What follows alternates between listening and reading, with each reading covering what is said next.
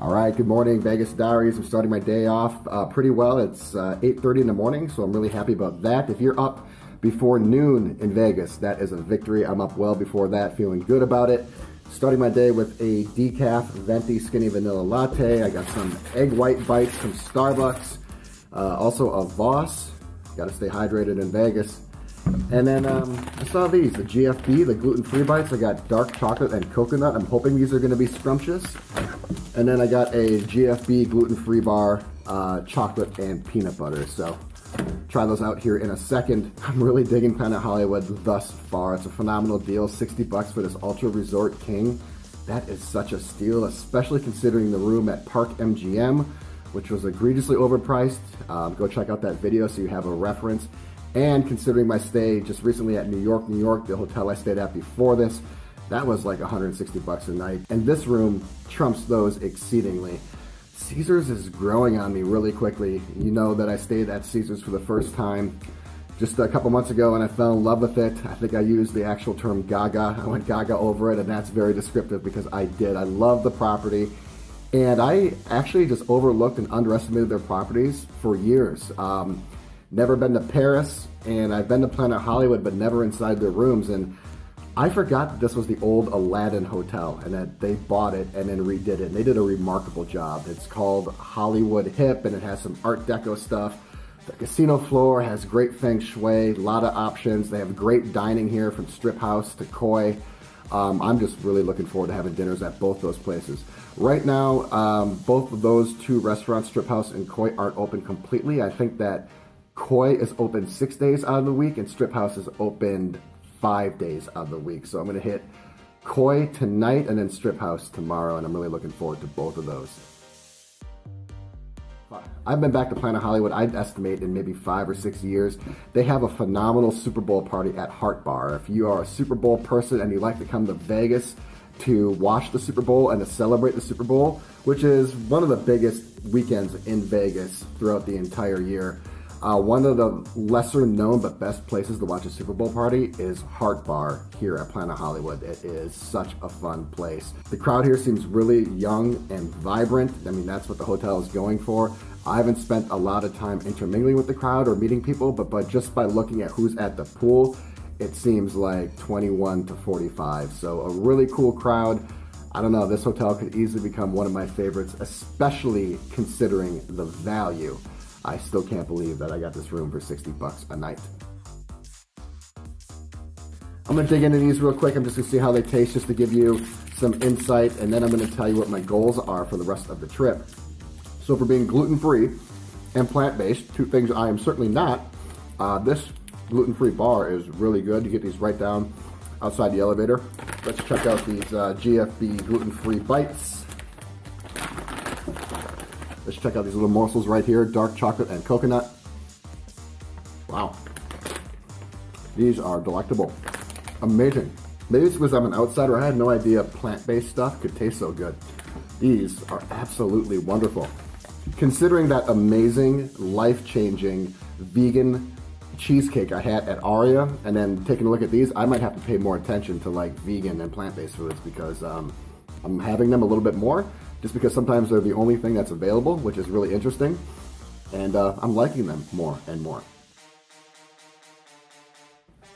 Okay, so I'm a little over, what, 14% of my trip, and I'm really trying to pace myself, as I've said before. I'm trying not to drink a lot.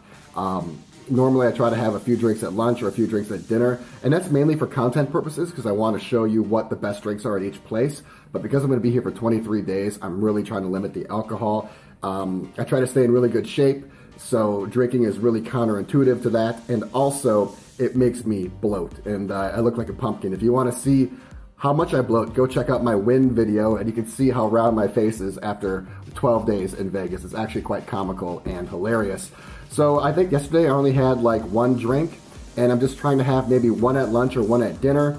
Or if I order 2 drinks at dinner, I'm trying to only have half of each one. That way I still get to experiment, I get to have some diversity, I get to have more exploration across the menu, but I don't actually have to finish the drink. I'm from Wisconsin. If you don't finish your drink, typically that's a cardinal sin, but hey, the drink is already paid for, right? There are no returns. Like, if you only drink half your drink, You know, sometimes people will ridicule you for that, but it's not like you get a return for it. The drink is paid for, it's paid for in total, so whether I drink one sip or if I drink the entire thing, it's still gonna cost 15, 20 bucks, whatever the price is. So if I choose to only drink half, it's certainly on me. No need for defamation, Wisconsinites, okay? You don't have to finish all your drinks. All right, I am not playing around tonight. Looking show ready is one of my favorite jackets. I'm off to Koi, which I'm really looking forward to. It's a Japanese place. I love my Japanese food. I am so famished. It's 5 p.m. Yes, I'm that guy who eats early, which is antithetical to who I used to be.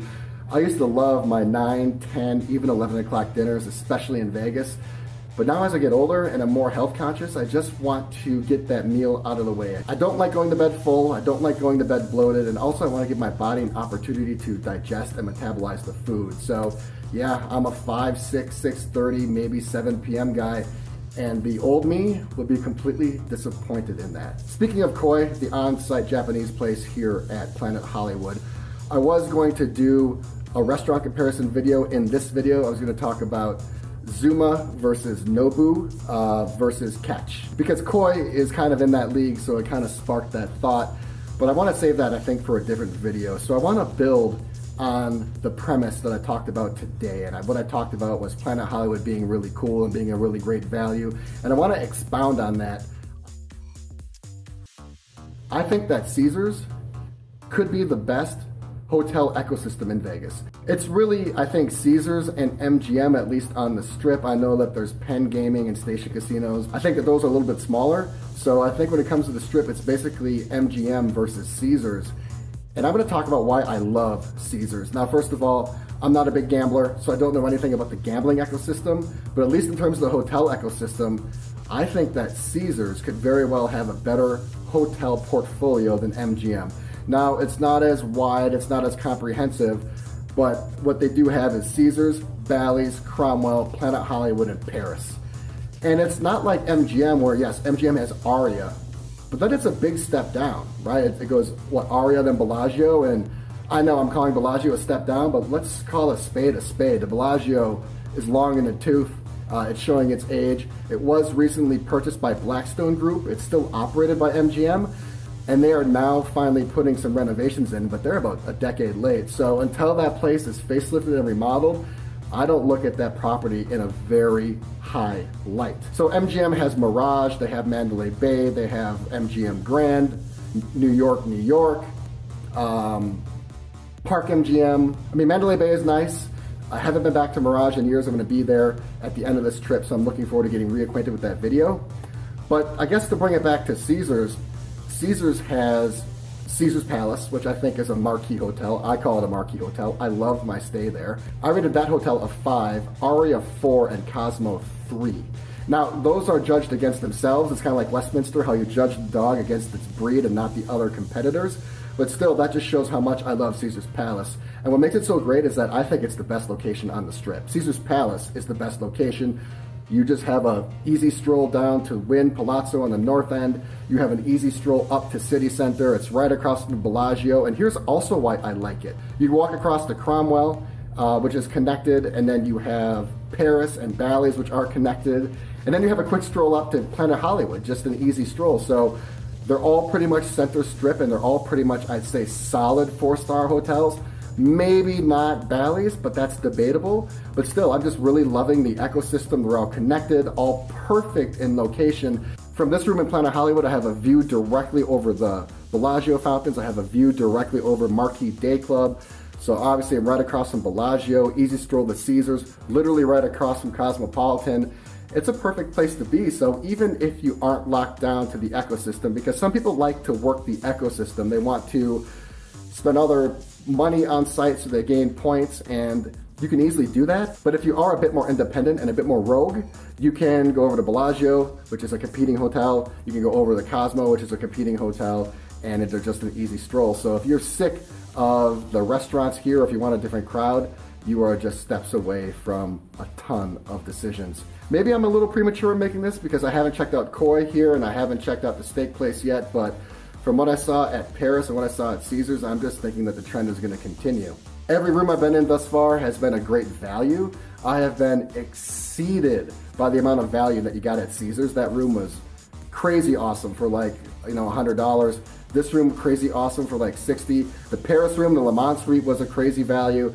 I'm just really, really liking Caesars ecosystem. I actually wish they had more hotels that I could check out. I am on my way to Cromwell. Somewhere in this trip, I have 8 hotels, so I really don't know the sequence perfectly, but I'm off to Cromwell. And I think that in my next trip, if there will be a next trip, because I'm kind of Vegas out for the moment, I would definitely like to check out Bally's and see what it's like. Let me know if you have a horse in this race. Do you think it's Caesars? Do you think it's MGM?